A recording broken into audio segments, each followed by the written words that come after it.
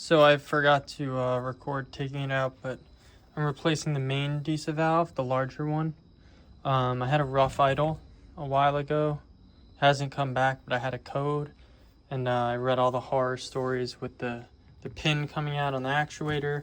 My old one looks fine, but I have an updated part from Rain.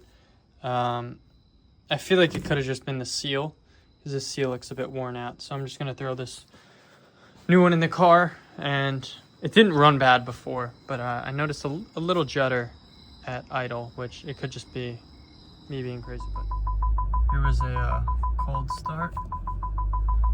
Seems to be running smooth. Like I said before, it wasn't running terribly. It was just the idle was maybe a tiny bit rough, and you know, that could have just been me being a bit crazy, but it feels perfect now. So